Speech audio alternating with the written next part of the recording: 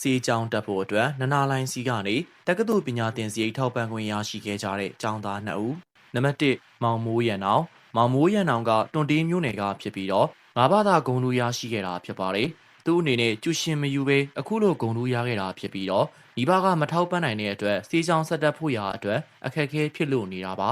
ဒါကြောင့်ကိုစီတီဟာတို့ဘက်ကနေပြီးတော့စေးကြောင်းတက်ဖို့အတွက်ကူညီပေးမယ်ဆိုပြီးတော့ဆက်သွယ်ခြင်းခံခဲ့ရတာပါ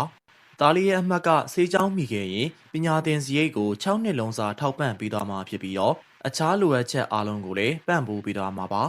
နံပါတ်2မောင်ရဲလင်းထွန်းမောင်ရဲလင်းထွန်းကမွန်ပြည်နယ်ချောင်းစုံမြို့နယ်ကဖြစ်ပြီးတော့တကယ်ကိုချိုးတဲ့ဆင်းရဲတဲ့မိသားစုကပါစနက်တန်းမှာကျူရှင်မယူဘဲနဲ့ငါးဘာသာဂုဏ်ထူးထွက်အောင်ဖြည့်ဆို့နိုင်ခဲ့တာပါဖားခင်ဖြစ်သူကရေမတော်တဆဖြစ်ပြီးတော့ကွယ်လွန်သွားခဲ့ရသလိုအကိုဖြစ်သူကလည်းစွန့်အားနာမကြားဖြစ်နေရတာကြောင့်10တန်းဖြည့်ပြီးကလေးကစီဆိုင်မှာအလုံးဝင်လုံနေရတာပါငါးဘာသာဂုဏ်ထူးရရှိခဲ့ပေမဲ့စေးချောင်းတက်ဖို့အခြေအနေနဲ့ဝေးကွာနေရတဲ့မောင်ရဲလင်းထွန်းကိုနနာလိုင်းတို့ကအဆအဆရရတာဝန်ယူပြီးတော့ထောက်ပံ့ပေးသွားမယ်လို့သိရပါတယ်